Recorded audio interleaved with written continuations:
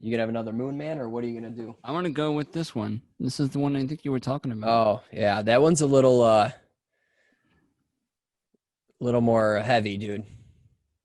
6.7. We're Yep. getting up there. Yeah, Pretty- if those mess me up, man. Like, yeah. I can't have more than one or two of those. I'm Okay. just like, I'm.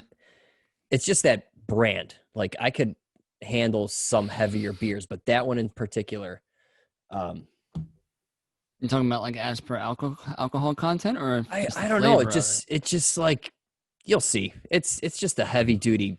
We will. Yeah. Anti-Hero. This is from Revolution Brewing. Anti-Hero Indian Pale Ale brewed in Chicago. Yep. Chicago. I'm gonna try this one. Hot Ooh. Peak IPA from Breckenridge. Where's that at? Where's it from? Yeah. Breckenridge, Colorado. Oh, okay. Or Littleton, Colorado. Sweet. A lot of my family grew up in Colorado Springs. Oh yeah. This one's 6.5. So you're All at right. what? Here we go. Let's dive in. Pretty equal. So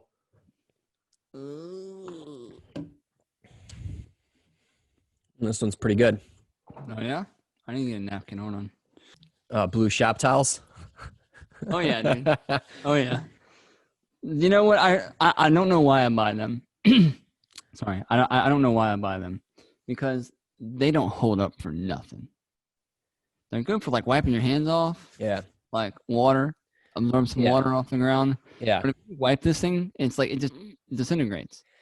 Yeah. Well, so I'm building this motor. I feel like these don't lint that much.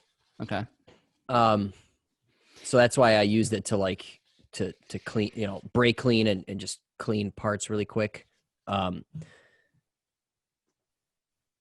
These things lint like crazy, dude. Mm-hmm. Like shop rags. So I don't want a bunch of lint in my motor, right? Yep. I'm gonna tell you what to get right now. Yeah, what's that? They're called wipe all textured cloths. They come in a box. There's 2 sections in the box, and you can't even tear these things. Okay. No lint, dude. That's how I clean all of my engine parts, all of them. I got to write that down. Wipe all. Wipe all. I think it's like WYPAL. Look it up like that. It comes in a box. They're white. They have like a texture on them, and they're lint. They're 100% lint free, and you can use them for a while. Nice. But I only use them on motor stuff.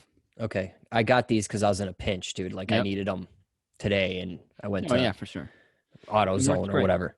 They soaked up my beer. But what do you do for like rags, like shitty rags that you need around the shop? So I'm very lucky because I work for a dealership. Oh yeah, so you got. So I just jack about 5 or 6 bundles of the red rags. Yeah. I have some right here. I can show you. Yeah. Yeah. So I had red. Yeah. So I had red, and then I went to white, and now I went with green because I don't know. I like green. So okay. But yeah, they're the the 14 by they're standard towels. Right. I get them off eBay. I think I get 1,000 of them for $20. That's really good. So it's 20 cents each, dude. And you just throw them out when you're done, and I gotta throw them away. Right. I gotta buy 1,000 a year, Okay. Or I buy once a year and I'm good, Yeah. So that's, dude, hit up the wipe all white. Yeah. They're white and they're textured. I gotta try those. Thanks, man. They are definitely game changers. Yeah, I just use the red ones for everything else, and I just bring them back to work because we have a guy who comes and picks everything up and washes it and dumps off all new stuff. So yeah, I'm not throwing mine in the washing machine or anything. Right. Dude. No, you got to go to like a laundromat, like a soap and go. Yeah, something like that. Cool, man. So that beer that you're drinking right now, yeah. What do you rate it out of 10? It's pretty good. 6, 7, maybe. Okay. I And mean, Moonman is a what? for me, it's like an Yeah. 8, That's what it's all about, man. It's for 8 you. or 9, just because Okay. I just like it. It's It's good. good. It's good. you But know? now I know what kind of, I have a taste of what kind of beer you like. So then when, whenever I can send you some beer from my side of the state, country. So. That'll be awesome. And you know what? Like whatever I send you and you send, we don't know what's distributed here or there. So, this one's interesting. Have you had this one? Yes. Okay, it's very malty. Like it's very like full flavored IPA. Yeah. It's not like briny and quick. It lingers. Yeah, it lingers. It's like a punch. Interesting. Yeah. All right, Matt, why don't you fire us off here, man? Episode 14. Let's hit it. What's going on, guys? Welcome to the Broken Moto Show, episode 14. This is a show where myself, Matt, from howtomotorcyclerepair.com, and Cody from Motorcycle MD, we answer tech questions that you submit, and we just try to answer them. So, Cody, how do they get in touch with us? Best way to get a hold of us is by emailing us at askbrokenmoto. See, that's what messes me up. It's when I go for like email us at, and you're like the Broken Moto Show, but it should be at askbrokenmotoshow@gmail.com. I think that's like a mind screw when I say those words back to back. askbrokenmoto@gmail.com. That's how you get a hold of us. Send us your pictures, video, email. I already said that. Any information you have on the bike that is helpful for diagnosing. Okay, this could be the mileage, the year, make, and model. Obviously, I think Matt, it helps us categorize when we put the year, make, and model in the subject. Yeah, I think that helps, right? Oh, yeah. It kind of helps isolate and know what we've seen, what we haven't seen. Just more rules, just more rules. Yeah. Keep stacking them. But all the information that you guys have is great. You guys have been doing a great job with being very descriptive. If you're having a carburetor issue, throttle position helps us out. Pictures, just simple pictures of your spark plugs. If you have a carburetor or a runnability issue, send us a dang picture of the spark plugs. It helps out. It's a window into the motor, and it's a door to our minds. It's one of those things that you should just get right on the wall of your house. Oh, cool. Freaking poet over here. All right. Let's rock it, dude. Question number 1. All right. Hey, guys. James. All right. So this guy, I think he's talking about another channel. James, I don't mind calling this guy out because I don't know who he is. James Condon does generator repair videos, although he openly states he's not a trained mechanic. Super nice guy and does really great work with buying used broken generators, fixing them, and doing videos explaining their repairs. Sounds familiar. He's the musty one of generator repairs. He was rebuilding an engine and was putting Permatex engine assembly lube on all the pieces as he was going. I'm not a trained mechanic either, nor have I ever done it for a living, but I've been around cars and other engines most of my life. I've never heard of any, say the same thing twice. I've never heard of engine assembly lube. I watched my father, who was a trained mechanic, rebuild multiple engines over the course of his life, and he just used motor oil as he went. I know Matt's working on a Chevelle project, so I just wanted to see if engine assembly lube was actually solving a real problem, or if it was just Permatex trying to generate an additional revenue stream by using marketing wank to sell something that solved a problem that doesn't really exist. Remember Pet Rocks? Manscaping is more recent example of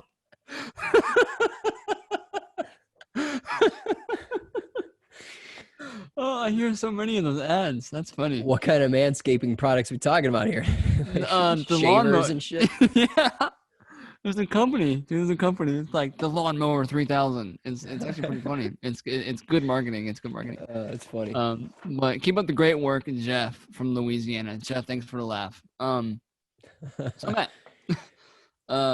I've rebuilt lots and lots of motors in my life.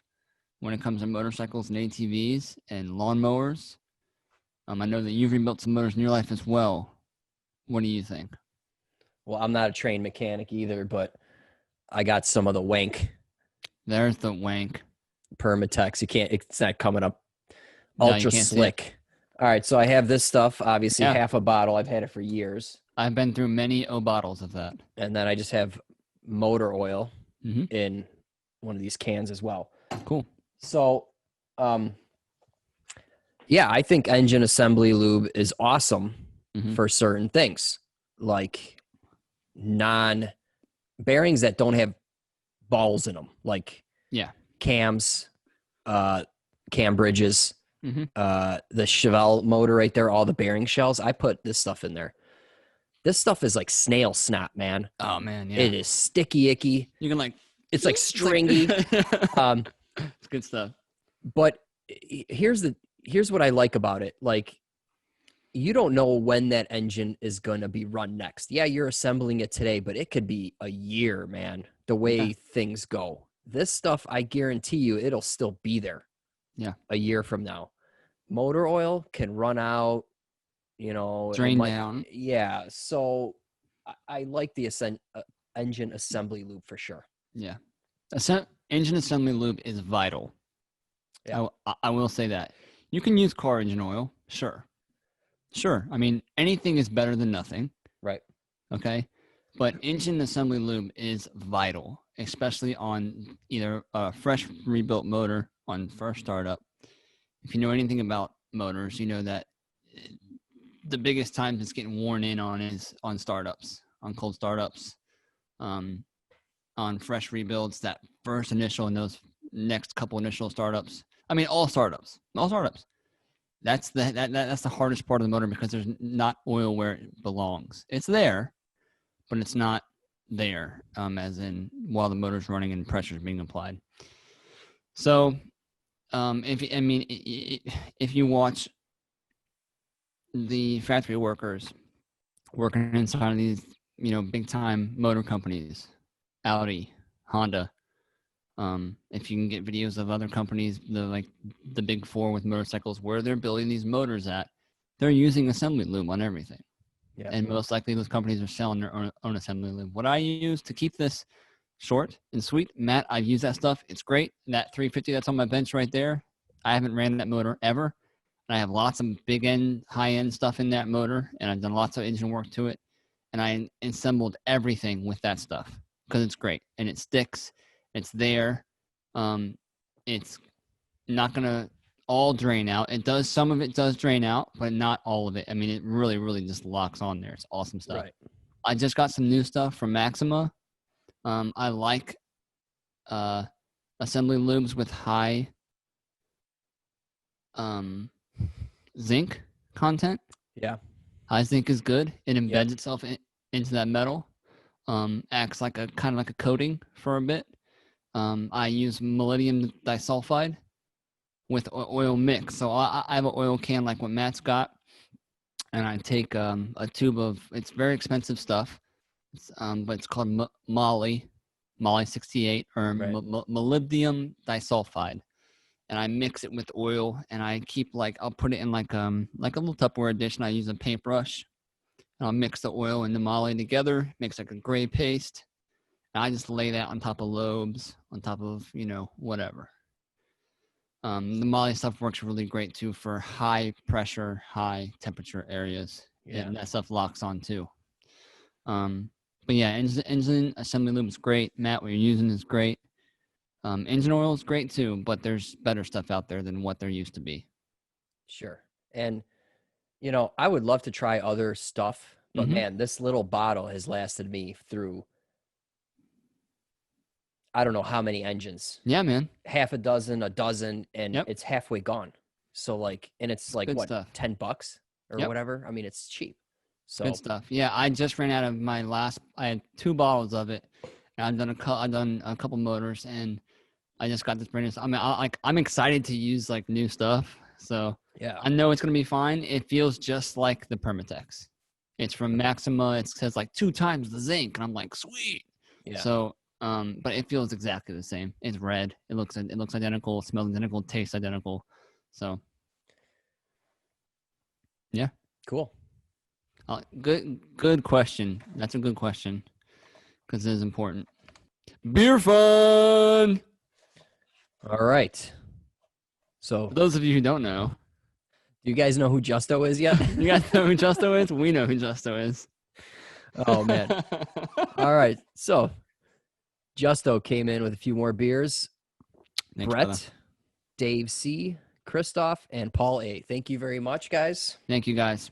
It matters. For those that don't know, we just have a beer fund. It just simply supports the show. That's it. Yeah.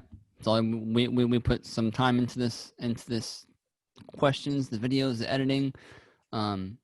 You guys may see a couple of new. Actually, this is what I wanted to say. So we got the new graphic. I kind of slipped it into tonight's video. Yeah, I saw that. A little soft launch, Nice. right? Yep. So when I'm proclaiming, or I have a tendency of using the wrong words the wrong time, but when I'm advocating, maybe, I don't know. asking. Yeah, there you go. Asking our viewers, if any of you guys are in with graphic design or animation, or you use things like maybe Final Cut or Motion, or maybe Adobe, Photoshop, so on and so forth. Or And animate, right? Yeah, and you can make still images move and develop something. We would love to come up with some kind of, I think it'd be cool to have a really short, maybe 5 to 10 second, actually no, 5 to 8 second bumper. Nice. And we have this awesome logo from Daryl. You guys know who Daryl is, did my shirts.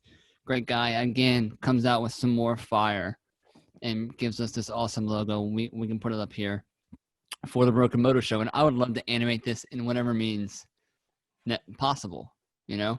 Yeah. So if any of you guys are creative out there and want to take a stab at it, this is just a volunteer work type thing. We love to see what you guys can do with it, and maybe even use it as our bumper for the rest of the that'd be awesome. You know, that'd be really cool, like a viewer submitted bumper. Because I have no idea how to do that. Me neither. Yeah. I have ideas, but I just can't make it do it, you know? Sure. So sure. Cool. Anyways, beer fun, guys. Thank you for all your thanks support. so much. All right, question number 2. This is from, oh man, I'm getting messed up here. Ace. He's got a 78 Honda CB400A Hawk Honda-matic, almost 28,000 miles. Thanks for the opportunity to ask a question. I've been a subscriber to you both on your channels for 3 months. Since I picked up this 78 Honda-matic, 2-cylinder, 2-speed, semi-automatic, no clutch, no tachometer. It has been sitting for years in a carport. It is essentially stock with no modifications of significance. I am a 65 plus year old power plant engineer and need something to work on.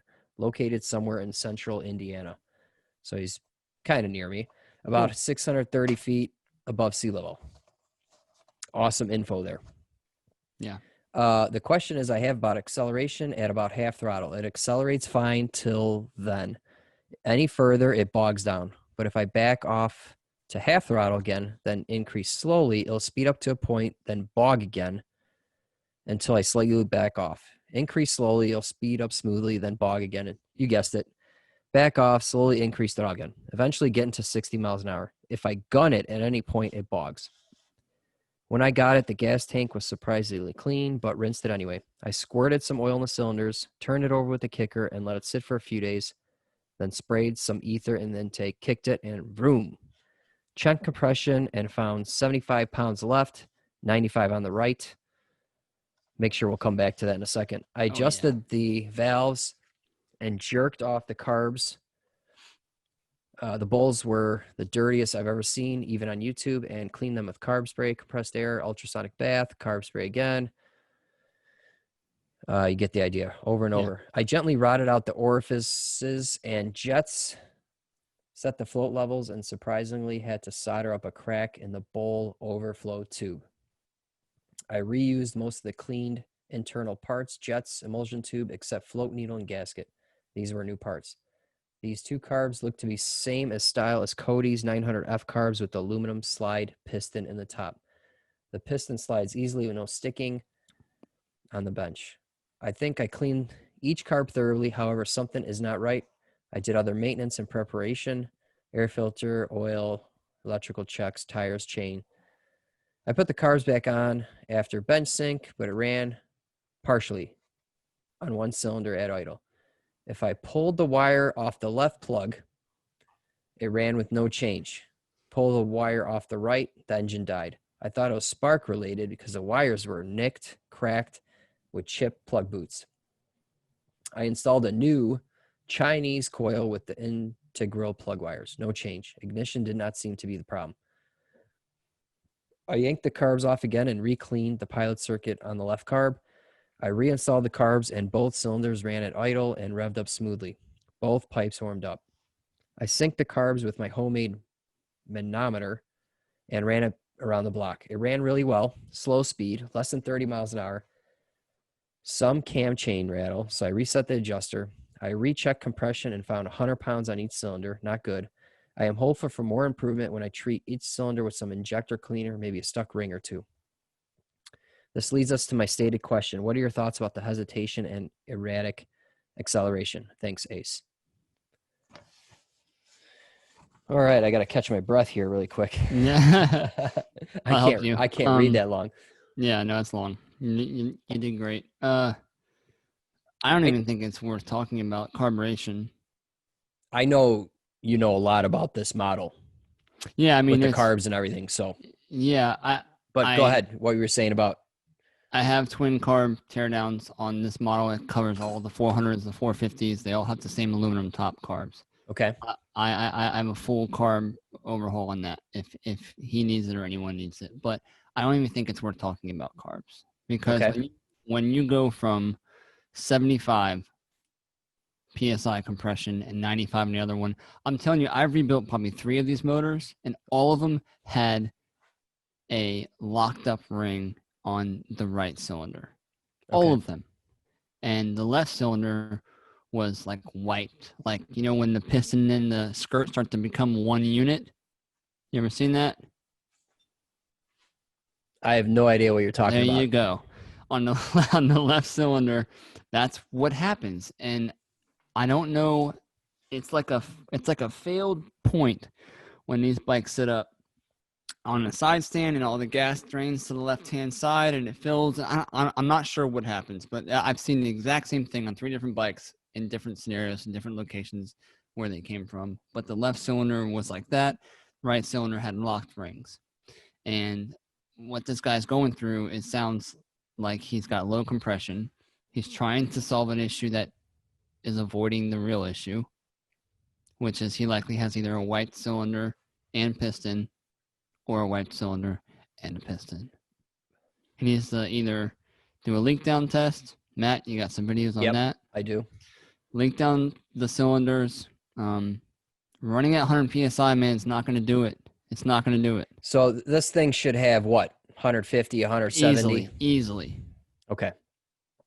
Now, those motors before you rebuilt them, did you take compression tests? Nope. Most of the time they had piston slap. Okay.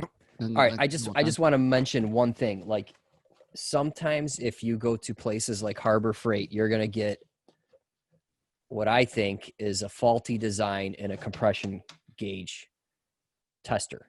So see this hose here, which you plug into the cylinder head where the plug goes, and this is to the gauge. See that guy right there? It's like a tire valve, the Schrader valve. Yep. The Harbor Freight gauge does not have that. So you're adding cylinder volume and you're going to get half the reading roughly.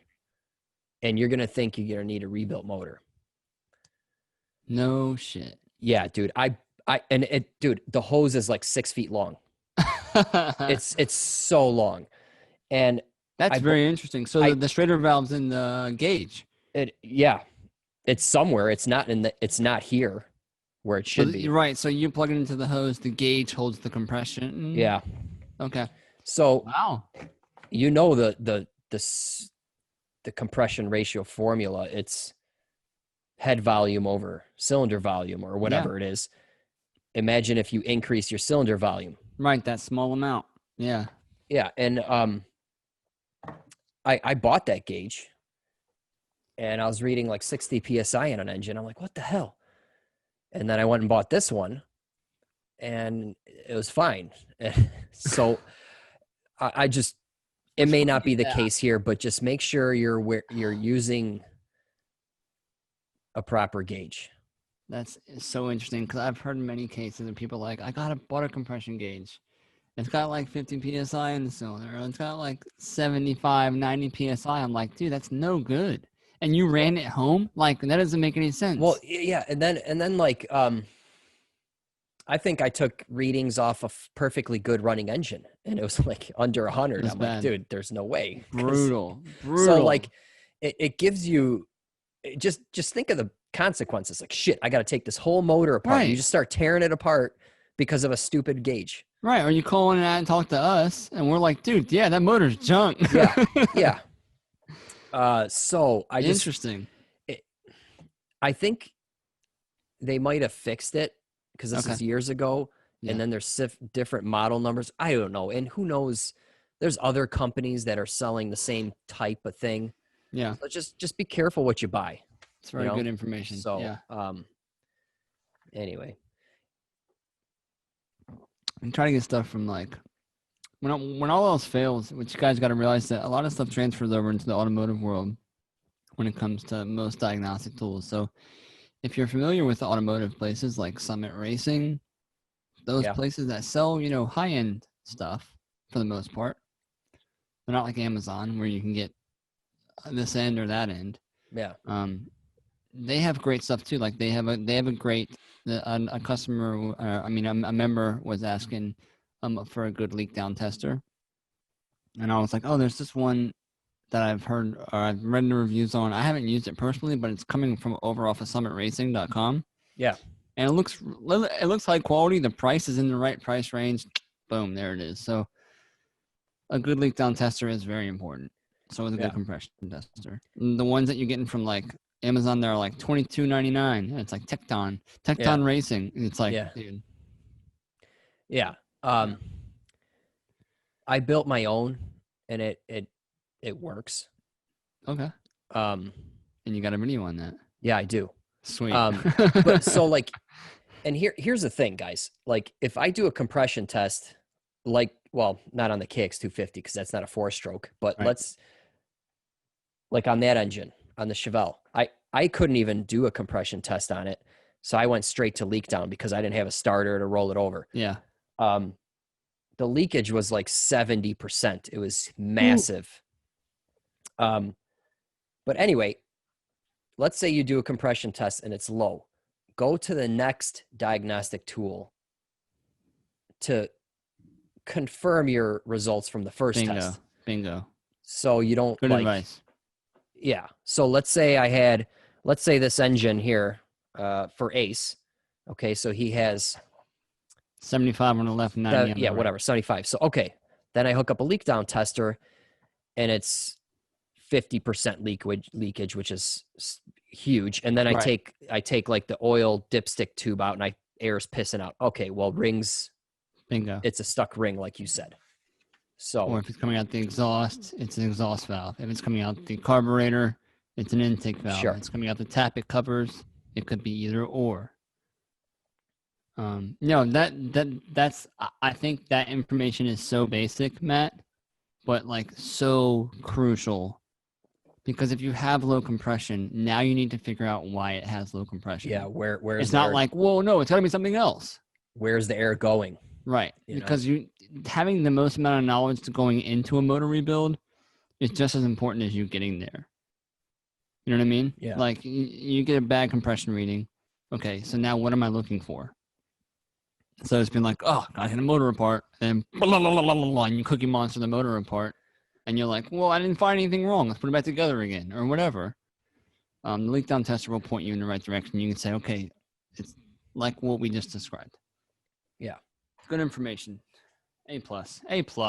So, okay, what if it's not? Okay, so what if it's not? What if this thing has good compression? Well, then we're going to talk for the next hour about other things it could possibly be. Okay. Well, you have videos on these carbs, right? I do. So If he has a carburetor issue, come see me, man. yeah, I'll put a link in the description for the carbs, but you need to focus on the meat and potatoes, sure. which is figuring out if the motor's worth doing a carb clean on right now. Yeah, I just wanted to give this guy a little more info. Oh yeah, I am using the Harbor Freight gauge. Yes, it has no Schrader valve. Right. Oh, I go by the good gauge. Oh, I got 140 psi. Now what? It'll give this guy a little more info. Well, it's carb related. It's definitely going to be carb related. I mean, there's no change with the coils. He swapped over to some Chinese coils. I would put the Honda ones right back on there if there's no change. Yeah. There's nothing to do with your transmission. I don't think it has anything to do with that. There is on that carburetor a fast idle throttle linkage. So when you shift it into gear, Matt, it bumps the RPM up, but not enough to allow the motorcycle to roll. So it kind of kicks the RPMs up. And once you give it throttle, it functions this lever on the carbs and it functions both carbs. It's kind of like one's operating before the other. It's kind of interesting. I've never worked on one of those automatics. It's pretty interesting unit, but I think he has. I mean, what did he say? He said that it did sit has been sitting for years in a carport, essentially stock.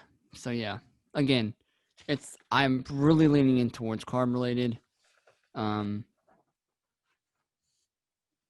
Until we know more. Yeah. That's it. I don't want to send us down a rabbit hole. Yeah. Ace, let us know, man. Yeah. Give us some feedback. Thanks for the question. Question 3. Hi, Matt and Cody. My name is Donnie, and I'm reaching out to you from Strathroy, Ontario, north of the border in Canada. I don't know. That's how you say it. Is that how you say it? How would you say it, Matt? What's that? Strathroy? Strathroy, Ontario, north of the border. We're probably not even close. I recently purchased a 1986 VT1100 Honda Shadow that, according to the previous owner, has been sitting for 6 years. The chrome is starting to rust, the aluminum needs polishing, and all walk-around indications tell me that it has been outside for those 6 years. It has 96,800 kilometers on it, which is, in parentheses, 60,500. Nailed it. We don't need anybody else. And it runs like a top. This is awesome. There's a lot of miles on that twin. The inside of the tank, the inside of the top tank is spotless. Then this one has 2 tanks. Sorry, I thought my wife was calling me. All of the electrical stuff works like it should, except for the turn signals. They're broken off and dangling off by the wires, but they work. It's a complete bike. Everything is there. I rode it home. It's got lots of torque, and I'm used to a 300 horsepower turboed Hayabusa as a daily ride. This thing pulls very strong. Shout out to Honda for matching up to a 300 horsepower turboed Hayabusa from 1986. No, the shaft drives for it. All right. However, the brake lever for the front brakes feels like it's been welded in place. I'd be lucky if it moves 1/32 of an inch. It feels like it's bottoming out on something. I'm pretty sure that it's got stuck piston or 2 in the front calipers, maybe even a master cylinder that needs a rebuild. It rolls down the road just fine, so I have no reason to think that the front brakes are dragging. Any tips or tricks or even special tools that I might need to complete the job would be greatly appreciated and definitely worth a contribution to your beer fund. Future investor. Better answer this one. Good. That's right. So the answer is he needs to rebuild his front brake master cylinder. 100%. How about the caliper? Absolutely. Yeah, all of it. And if that has the hydraulic clutch, which I think it does, probably you need to rebuild that one too, and you need to rebuild the slave cylinder. Yeah. Because they're probably all the same age. Yep. When you crack that front brake open, or when you crack that clutch, or when you crack those calipers open, you're going to find just the nastiest looking muddy muck inside of there, and it has to be spotless. Yeah, you got a video on I have some a, of that stuff. I have know a you couple do. videos. Yeah, I have a couple videos inside the membership. We actually just went through a rebuild for an old one and how I painted it up and that kind of stuff. A lot of cool, intricate videos inside the membership on stuff like that. The main things that he's working on is making sure that when the piston, I actually just did a really, really cool video on this inside the membership. I did a whiteboard and I explained how all the parts work in different colors. I was like pumped about it. But when that piston goes inside the bore, so when you actuate your front brake lever, it has like a rod, Matt, Yep. on a little piston, which the piston push is down further into the master cylinder, which is holding your brake fluids. So you're kind of functioning this brake lever inside of the hole. So that piston inside is very close tolerance to the cylinder. So his is locked, right? And what he needs to be mindful of is when he pulls it all out, if he can get it out, the condition of that metal. It's like the piston to a bore. If it's all corroded and there's pits and gaps and nasty, it looks like it's been chewed on inside, done. Yeah, so the master body is aluminum, and then the piston is Pot probably metal. Is it pot metal? Yeah, I think it's like it could be steel, but in my brain it's like a gray. It's like a gray pot metal. Okay. But moisture, brake fluid and moisture go hand in hand. That's why it's the majority of why it turns. It absorbs moisture. That's its job. Yeah. Hydroscopic, right? Hydroscopic, because hydrophobic. I think it's hydroscopic. Yeah. It absorbs moisture. And then eventually it has so much moisture in it, it's just sitting against the metal and just pitting, just corroding. Corrodes to mess. So the question is, how is he riding this thing like a 300 horsepower Hayabusa? Rear drum brake. No front brake. Drum brakes never fail. They don't have any fluid, and you just get on and go, man. Oh man, have you ever ridden a Hayabusa? I've ridden a stock one, not a 300 horsepower turboed one. I never got a chance to ride one, dude. Okay. So here's the deal. I was a PDI inspector at a dealer in 99. And that's when Hayabusas, I don't know when they came out, but they were pretty popular. What's a PDI? Pre-delivery inspector. Oh, okay. Got it. So I was 18, dude. The day I turned 18 and got my M license, I got hired. And I rode brand new bikes every day. I logged probably 40 to 50 miles a day on Ducatis, Aprilas, and then the 4 Jap bikes, dude. Just all day long. That's a job? Yeah. Man, that's cool. It paid $8 an hour, man. Yeah. But you get to ride motorcycles, dude. I mean, dude, it was awesome, man. Cool. And like, it was like open roads, right? My goal was to break 100 on anything that I could, dude. I was just like, here you go, Mr. Customer. It is ready. Yeah, it's ready to go. Let me just tighten up the chain. It got a little loose.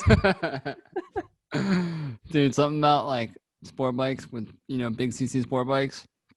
And when you hit it, and it's like you feel like you're on a roller coaster. Yeah. And like everything in your guts just like go back to your butt. You're just like, oh.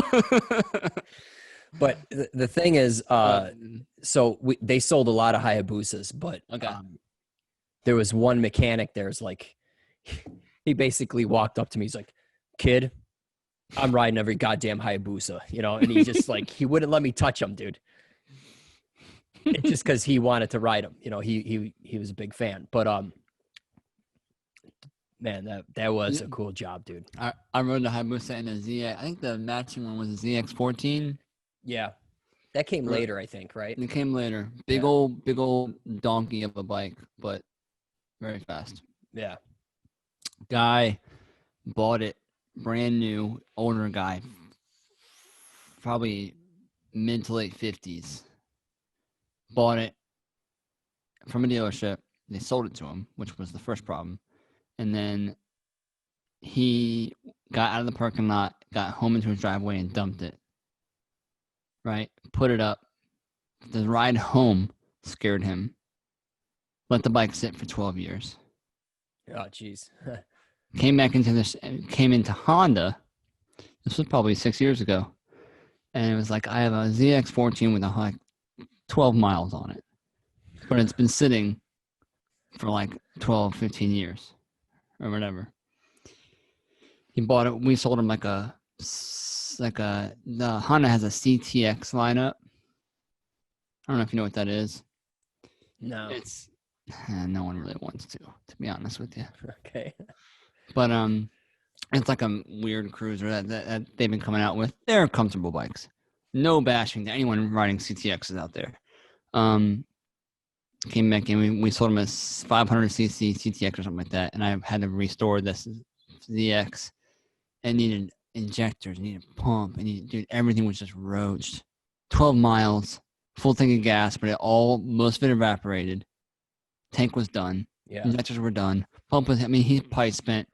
I think it was like $3,000 in parts to get this thing. No, it was less than that. $3,000 total, maybe about $1,600 to $1,800 in parts to get this thing just back to running again. It was just a sad story. Wow. But that's my relationship with Kawasaki, and then to Hayabusa, which has nothing to do with each other. So full circle. I mean, that's how our stories go. Full circle. Yeah. Yeah, but man, they put turbos on these things, dude. That's just insane, dude. I'd like to ride one. He went from that to a 86 1100. Whatever. Yeah, whatever works, man. Whatever, dude. I mean, the shaft drive Shadows, the shaft drive V-twins are sweet if you can keep them running. Yeah. Cool, man. Question All right. 4. Question 4. Is this one mine? Yep. Or okay. Hey guys, just wanted to start by saying I absolutely love the show. I recently got into riding about a year ago when I purchased my first bike, which is a 98 Kawasaki Vulcan 800 model number VN800B with 12,000 miles that had sat for a few years in a garage. I had a local shop tune it up and ran great until I got a new work travel schedule, so I'm not home very much and don't get to ride it often. Early in the summer, after getting back from approximately 3 months work rotation, I set out and put out 100 miles on my bike, and at the end, about 100 miles, I got a full tank of gas, and directly afterwards, the bike started sputtering and dying if I let off the throttle. I stopped at a nearby market and noticed gas pouring out one of those tubes on the bottom. In the gas was lots of oil. I turned the petcock valve thinking it would stop the leak. However, it did not, and that full tank of oily gas spilt all over the parking lot. I let it sit thinking I must have flooded it. I come back about 15 minutes later and I try to fire it up. No luck. The starter is just spinning. I call my neighbor, who's a big time shade tree mechanic, and he comes with his truck and trailer to get me in the bike. He tries to turn it over when he gets to me, but instead of the starter turning, it just makes a single loud thud clink.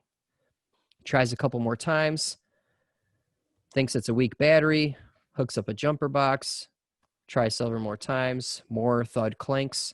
We trailered it home and it stayed for another 3 months work rotation. During this rotation, I read a lot about the vacuum petcock causing gas to overfill the carb, pouring directly. Getting comfortable over there, dude? Dude, I'm so comfortable right now. I just discovered I can prop my feet up. Yeah. Sorry, keep going. I'm listening. I just see you in the corner of my eye, like about to take a nap. Filling my crankcase as well, hydrolocking the motor. I'm assuming that's what the thud clanks were. I'm coming back in a week for 2 months.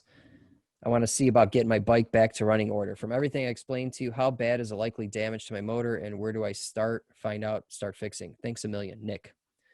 All right, so I'm familiar with this problem. I actually have a Carb Clean video on this model. And what happens is the float gets stuck open. Yeah. There's nowhere for the fuel to go but inside the engine. Yep.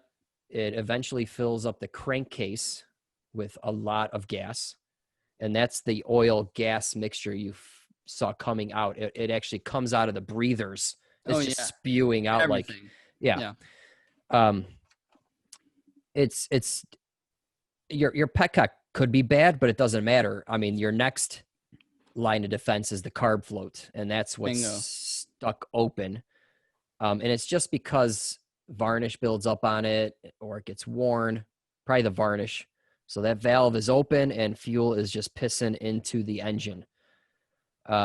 So what you need to do is obviously drain the oil, change the oil, pull the carb, fully rebuild the carb, clean it, and then you'll be back good as new. Yeah, take the spark plugs out. Make sure your friend is looking right down the spark plug hole, and then turn it through. I mean, yeah. With safety glasses, of course.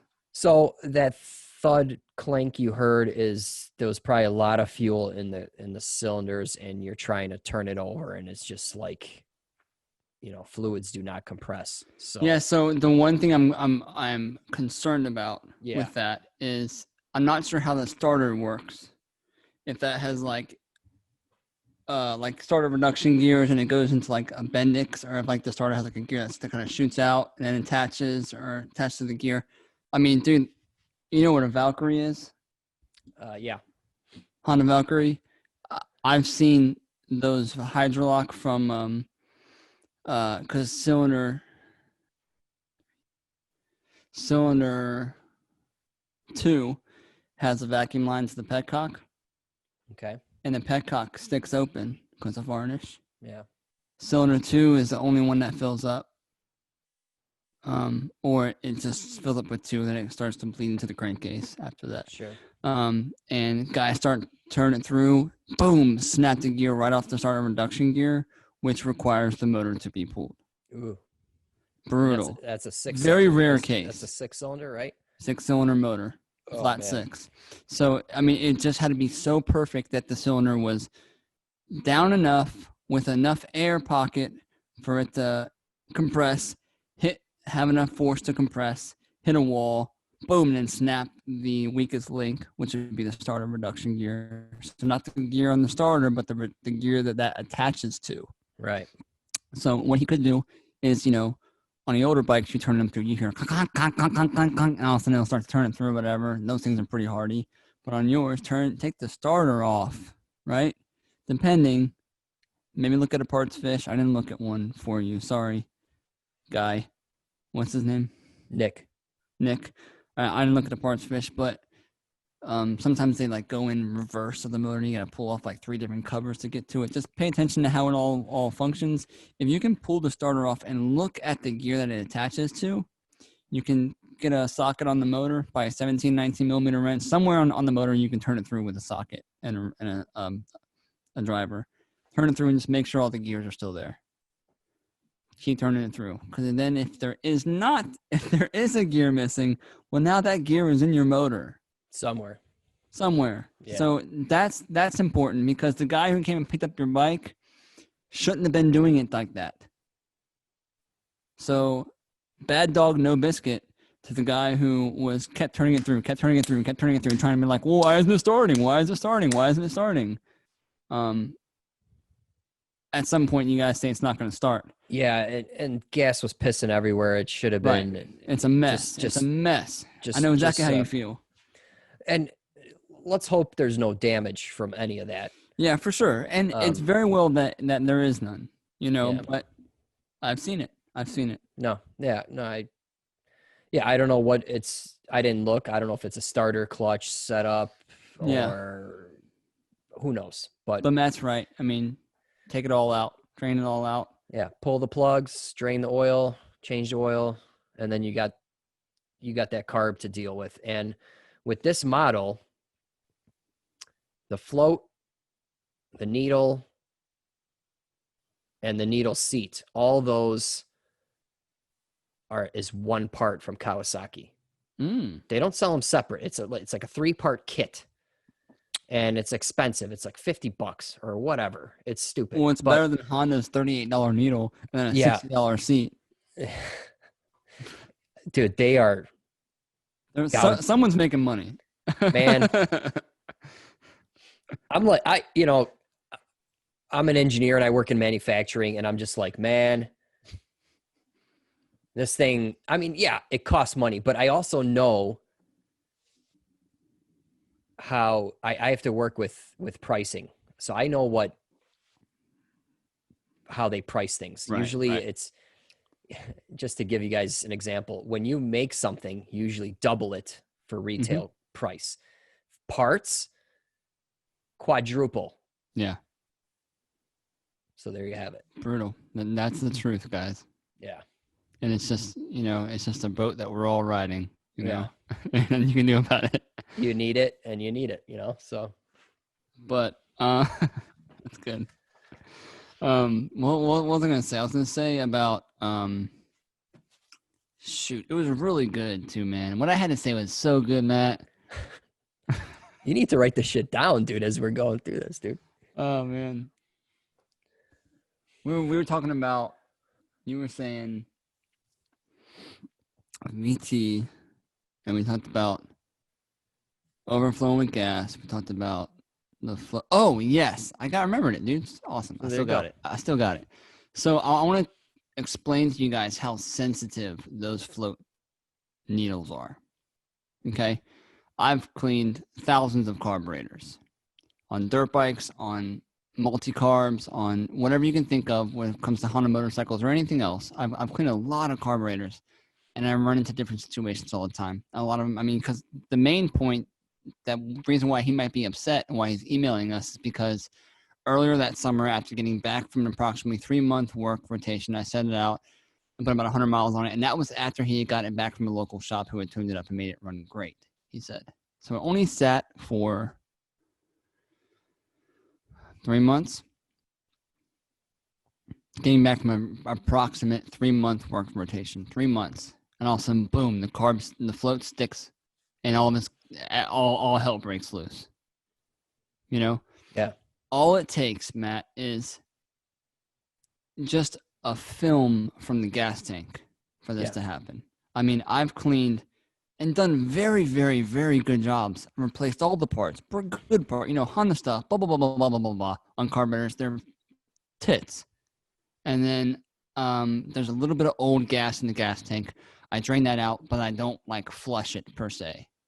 Yeah. I put fresh 93 octane or 92 octane, put some fuel stabilizer, ride some wheelies down the parking lot and send it on its way and tell the customer it's ready to go. He gets it, he doesn't ride it for 2 weeks. He calls me up. Gas is pissing all over the place. The airbox is full of gas. Blah, blah, blah, blah, blah, blah, blah. I just paid $500. Blah, blah, blah, blah, blah, blah. We'll bring it back and I'll look at it. And I take the bowl off and turn out the float's just stuck. It's just stuck down. I did a good job. Yeah. But when it comes to what was in the tank and that film, just a slight film, guys, can feed down into there. Gas evaporates because it's open to atmospheric pressure. That's the issue with gas and ethanol, is that the bowl and the carb and all that stuff that we talk about, and it's open to atmospheric pressure. It evaporates. In 3 months, it's definitely evaporated. Mm-hmm. And it could be just enough to go where the float's now down, gas dries and turns into a varnish, film, whatever you want to call it. Yeah. And things stick. I mean, it's so sensitive. It's so sensitive. So I was working on an old Triumph, and we did it had a amyl carb on it that was smoked. The slide was so worn. Anyway, nice. I went with we put a Mikuni carb on it. Cool. Brand new carb. Yeah. From Mikuni. The float was stuck open. At some point, I had it for a week or two because I was tuning it. Ran good, or never pissed any gas. The customer comes, picks it up, and I wheel it out, and the thing just starts pissing gas. Oh, dude. Right in front of him, I'm brand new carb. I'm dude, let me get my screwdriver out. And I'm tapping on it, and it stops. And I'm I swear this was working earlier. And he's like, all right. And he just gets on it and blasts it home. He's like, oh, it runs awesome. I'm like, all right, what the hell? I mean, it just had to happen right there and then, I'm like, what the hell? So, Bro, if you knew the amount of times that I've had a bike just running perfectly or a four-wheeler running perfectly, and I call the customer up, a day later, so come pick it up. They come pick it up, and it won't start. They're there ready to pick up their bike, Yeah. and it won't start. And they just paid $400, $500, $600. And I'm like choking it and doing this and doing that and kill switching. And I'm like, dude, it happens. And so now what I do, Matt, I wait a week before I call them, and I run that son of a bitch every day. Yeah. Start it up, turn it off, run it, because you never know, man. These carbs are so sensitive, and you just never know, man. Crazier things have happened. Yeah, that frustrating. Hey, man, I've been there. It's an embarrassing thing. Like, all right, go back home. I'll call you when it's ready. Yeah, I'm sorry. Like, I'll take care. I'll figure it out. Yeah. But I mean, in business as a service, how you respond, right, and act on the situation is what makes you a good person. For sure. I mean, for sure. It's not like, oh, it, it's fine. Take it. Yeah. Take it. It'll be fine. Just ride it out. Yeah. No, it's, hey, take care of it. You got to take care of the problems, and that's it. So take care of the problem. Exactly. Day in the life. Yep. Dude. That's a wrap. That's it. 4 questions. So guys, thank you for hanging out with us. Thank you for spending your hour or so. Or more. on all of these episodes that you guys have been watching. We know they're getting longer. We know they're getting, maybe we're ranting more, but we appreciate you guys. Everyone who donated to the beer fund, we appreciate you. We really do. And yeah, Matt, how do they get a hold of us? So if you have tech questions, send them to askbrokenmoto@gmail.com. Year, make, and model, description, pics, videos, the more the better. Matt, thank you for your time. Everybody, thank you for your time as well. And we'll see you guys next time. Later, guys. Thank you. Later.